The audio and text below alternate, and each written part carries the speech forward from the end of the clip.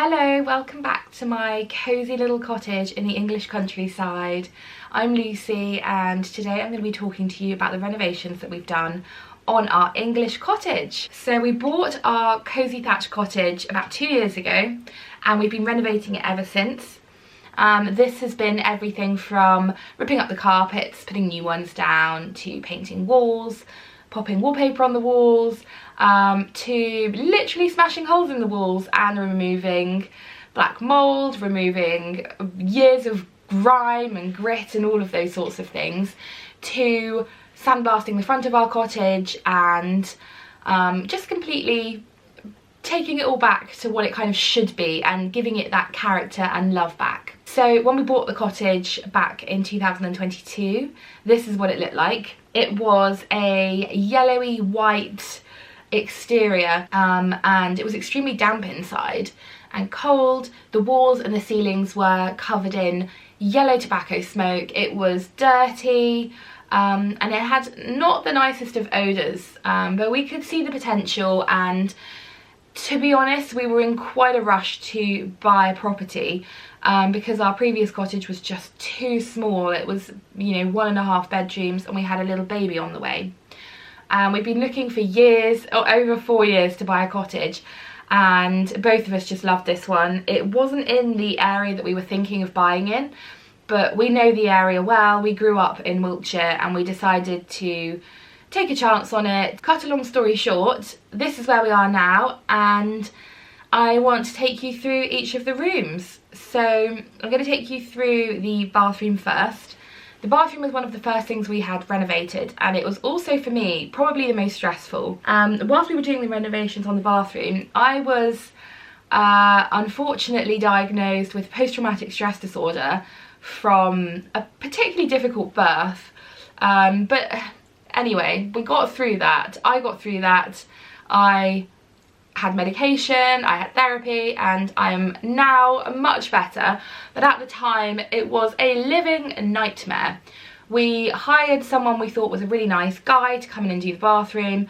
Unfortunately, it turned out that he was not great at installing bathrooms and plumbing, and completely trashed a £10,000 bathroom. So that was very stressful. And I was dealing with all of that. I was dealing with the mental health side of things, a newborn baby.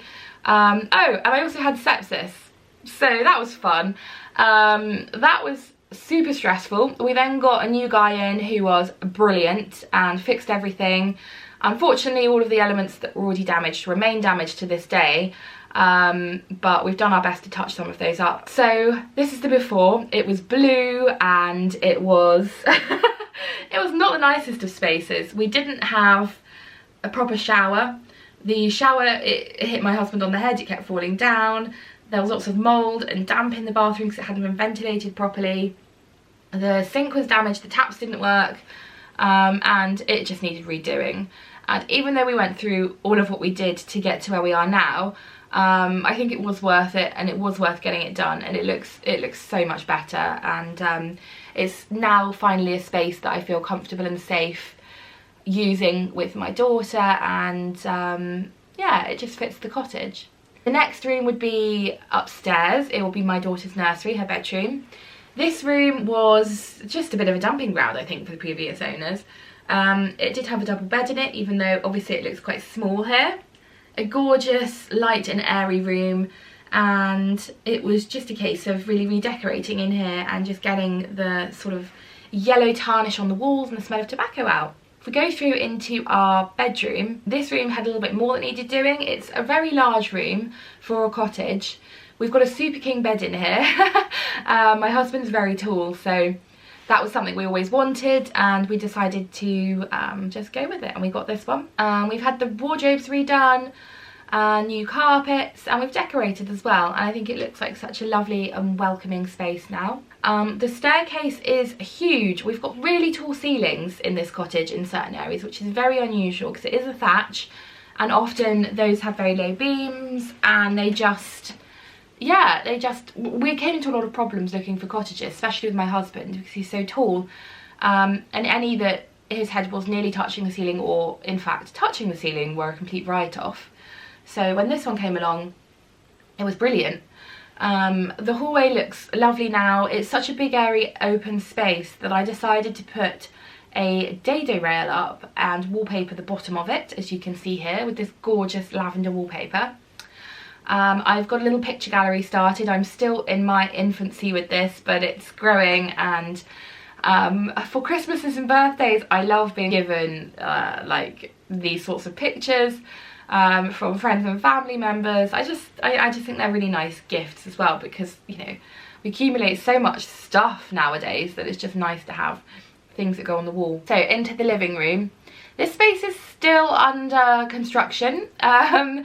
I'm not 100% happy with it, because where the fireplace is, we've got a little bit of damp that came through. We did have a bookshelf here that had Tabitha's books and some toys on, and I noticed it starting to get a bit cool at the back, and I just took it off, and I noticed that the paint started peeling, and I just am not happy with it. I'd like the fireplace redone as well at some point. However, what we have now is a marked improvement for what we had when we first got the cottage. We had dust and dirt everywhere. It was, honestly, it was quite shocking when I look back on the photos, and I forget how much we've done and how much it's changed. The space is now open and airy and cozy and warm. We've had built-in cupboards put in for the TV and little bookshelves, which I love, and it's getting there. If we go through into the dining room, in here we've finished this room. It's wallpapered, it's got our cute little dining table in it, which is where I'm filming now. We've got our drinks cabinet here behind me. This is Indian. I bought it in Tetbury at a shop called Artique. It's a gorgeous shop, and all the furniture's brought over from India. George, the owner, he has properties over in India and spends a lot of time out there and brings it over and sells them to the UK market. I think it really matches the aesthetic of the cottage really nicely, especially with the way that I've decorated it in kind of a whimsical fairy tale vibe. If we go through into the kitchen, this room has been a headache from start to finish. We've completely renovated this room. Everything was ripped out, the walls were knocked, the plaster was redone, the black mould was scraped and scratched and got rid of, and it's been a bit of a headache, but we've got there, and I think it looks amazing now. We went with a British owned company who make fitted furniture, and we were, I think, their first kitchen. I think they'd made kitchens for inside the company before, but we were the first kitchen they'd made for customers externally. So I chose them because they're local, as in they're in England, and they're a small independent brand, which I really love.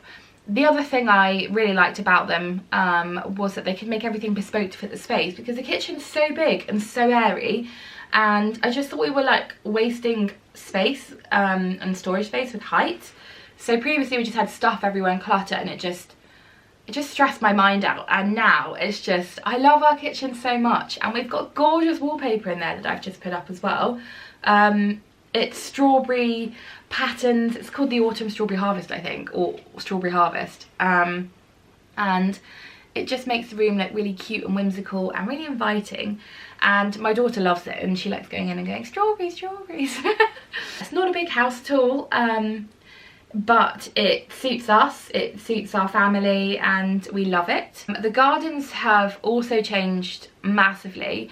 We are in autumn now, so it is just constantly raining outside. I mean, it has constantly rained since last year, I think, but the gardens have changed massively. You know, we've had the front of the house sandblasted, and we've revealed all of the stone and the beautiful brickwork that we've got going on. We're still working on the windows, we're doing those ourselves. But we've also completely changed the way that the garden looked. It was overgrown with weeds, and just, it needed a lot of attention. So I've actually done all of that myself. John's helped as and when he can, which has been really helpful for moving big plants and big pots. But yeah, it's been something I've done myself, and I'm really proud of it. I'm really proud of how it looks.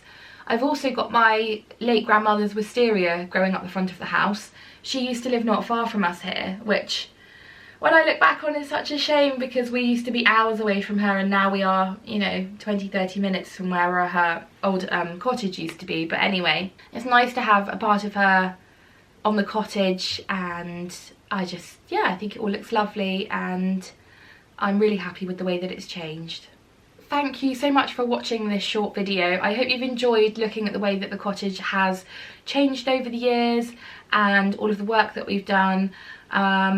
It's been quite a journey and quite a transformation, and making these sorts of videos for me is really useful, because quite often I'll be just looking at a space and just thinking, oh, we need to do this and we need to do this, and then my husband reminds me we've done so much and in such a short space of time with so much going on. So I hope you can see that, and I hope you like and love the cottage as much as we do.